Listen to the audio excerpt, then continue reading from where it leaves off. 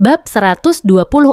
Memasuki bab baru, Frieren akhirnya telah sampai di ibu kota kekaisaran. Cerita dimulai dengan memperlihatkan Ubel yang sedang mengganggu Len. Ubel mendatangi Len di tempat persembunyiannya, atau lebih tepatnya kampung halaman. Ubel tampak antusias mengetahui desa dan tempat Len dibesarkan. Ia meminta Len membukakan pintu dan mempersilahkannya masuk. Namun, Len menolak dan menyuruh Ubel untuk pergi. Dengan santai dan provokatif, Ubel mengatakan kalau tidak dipersilahkan masuk, ia akan mengamuk di desa yang tentram dan nyaman ini. Len mengatakan bahwa tidak masalah karena dirinya juga tidak memiliki ikatan dengan tempat ini.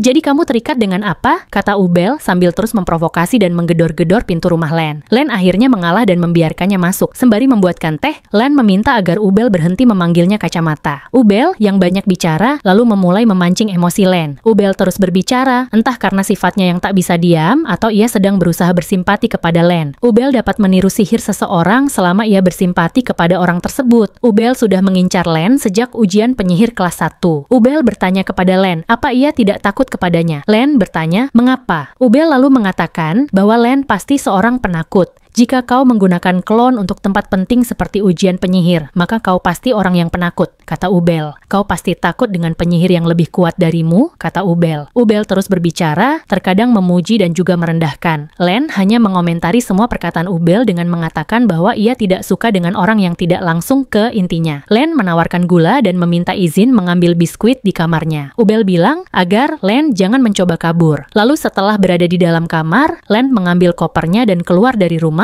melalui jendela tanpa sepengetahuan Ubel. Setelah meninggalkan rumah, Len bertanya-tanya mengenai apa tujuan Ubel sebenarnya. Ia juga mengatakan bahwa dirinya tidak mau bersama dengan orang berbahaya sepertinya. Len meninggalkan desanya karena Ubel datang mengganggu. Len tidak menyangka bahwa ia akan pergi dari desa dengan cara seperti itu. Ia lalu memutuskan untuk mengunjungi makam neneknya untuk yang terakhir kalinya. Saat sedang berdoa di depan makam, tiba-tiba Ubel ada di belakang Len. Len kaget, lalu ia mengatakan bahwa dirinya sangat ahli dalam menyembunyikan sihir. Len bertanya bagaimana cara Ubel bisa menemukannya. Ubel bilang hanya melalui analisisnya. Len yang bingung lalu berkata, Ubel, kau tidak tahu apapun tentangku. Dengan memelas, Ubel memegang pundak Len dan membenarkan bahwa ia tidak tahu apa-apa dan meminta Len untuk memberitahunya. Len akhirnya luluh dan menceritakan mengenai makam itu dan neneknya. Kisahnya biasa-biasa saja dan intinya mengenai nenek yang tidak mau berpisah dengan cucunya. Terakhir, Len mengatakan bahwa sejak neneknya meninggal 5 tahun lalu, ia tidak pernah keluar dari desa. Ubel sepertinya belum bisa bersimpati kepada Len karena hidupnya yang cukup normal. Ubel hanya menjawab, begitu. Sambil tersenyum,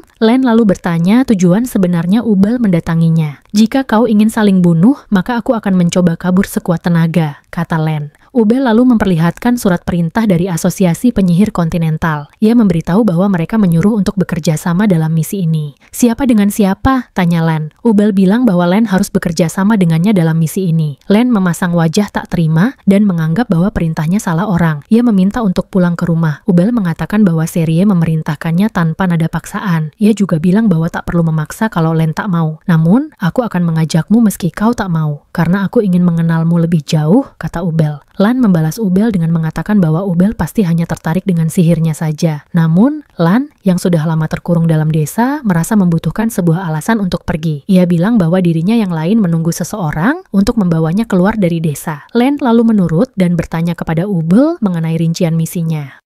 Cerita lalu berpindah ke waktu dan tempat yang berbeda. Di ibu kota kekaisaran, kota Iceberg, Fern bertemu dengan Zenze dan satu penyihir kelas 1 lainnya, Falsch. Zenze menjelaskan kalau misi kali ini adalah misi skala besar yang melibatkan 5 penyihir kelas A. 2 orang lainnya adalah Len dan Ubel yang saat ini sedang bergerak mengumpulkan informasi. Zenze mulai menjelaskan. Ia mengatakan kalau di ibu kota akan diadakan festival pendirian dan di hari terakhir orang-orang besar dari kekaisaran ataupun daerah utara akan hadir di festival ini. Serie juga akan hadir di sana. Frieren yang dari tadi mengeluh karena harus menunda rencananya membeli alat sihir, memotong pembicaraan, jangan bilang misisnya mengawal Serie. Zenze membenarkan dan mengatakan kalau ada kemungkinan Serie akan dibunuh di pesta perayaan. Zenze mendapat informasi dari mata-mata mereka, linear. Fern lalu berkata kalau rencana pembunuhan Serie rasanya sangat tidak realistis, lalu disambung Frieren yang bilang itu akan sulit dilakukan. Frieren mengatakan kalau bahkan dirinya tidak memiliki bayangan untuk bisa menang dari dari Serie. Frieren mengakui kalau Serie adalah orang penyihir yang berada di puncak umat manusia. Vern lalu dengan santai bilang kalau begitu kita tidak perlu waspada. Lalu Frieren menjelaskan kalau itu hanya berlaku untuk pertarungan sesama penyihir. Serie tak terkalahkan jika lawannya adalah penyihir, dan jika lawannya adalah pejuang yang hebat, mereka akan memiliki kesempatan untuk menang. Frieren lalu mencontohkan, ia membawa Vern sedikit lebih jauh dari Stark. Lalu Frieren mengatakan, kalau di jarak seperti ini, jika Stark menyerang secara tiba-tiba, kita berdua akan mati tanpa melakukan apa-apa. Stark akan mencapai kita sebelum kita sempat mengaktifkan sihir. Stark hanya mengomentari hal tersebut karena ia sadar kalau yang dikatakan Frieren benar. Pada pertarungan jarak dekat, kami para penyihir tidak bisa bersaing dengan pejuang. Karena itu, penyihir butuh garda depan dalam pertarungan, ujar Frieren. Frieren melanjutkan dengan ragu kalau itu juga berlaku untuk penyihir agung Serie. Zenze lalu memotong dan menyatakan kalau ia sudah mempertimbangkan apa yang dikatakan Frieren dan akan menjadi pengawal pribadi Serie di hari H. Aku dan Falch akan menjadi pengawal pribadi Nona Serie di hari pertemuan. Kami adalah ahli dalam pertarungan jarak dekat, meski lawannya adalah seorang pejuang, ucap Zenze yang memperlihatkan auranya. Frieren lalu bercanda bertanya ke Stark, bagaimana Stark, apa kamu bisa mengalahkan Zenze? Yang dijawab Stark dengan bilang kalau dirinya akan hancur berkeping-keping jika melawan mereka. Vern lalu menganggap jika mereka melawan petarung jarak dekat dengan menggunakan sihir, peluang kemenangan mereka akan bertambah. Vern lalu bilang untuk sementara tidak masalah, namun kita tidak tahu apa yang akan terjadi jika musuhnya adalah pejuang yang memiliki kemampuan tinggi. Frieren mengingat kalau ia hampir dipenggal oleh pejuang bayangan beberapa hari yang lalu. Panel berpindah ke Wisma Kekaisaran. Di sana diperlihatkan seseorang yang dipanggil Yang Mulia sedang meminta pelayannya untuk memangkas rambutnya. Dalam percakapan dengan pelayannya, diketahui bahwa orang ini akan menjalankan sebuah misi, dan karena itu ia harus muncul di pertemuan. Bangsawan ini berambut panjang dengan setengah wajahnya terdapat bekas luka. Satu matanya juga buta. Akhir chapter ini ditutup dengan perkataannya, namaku mungkin tidak akan tercatat dalam sejarah, namun bagi orang-orang yang ada dalam daftar, wajahku akan menjadi yang terakhir mereka lihat.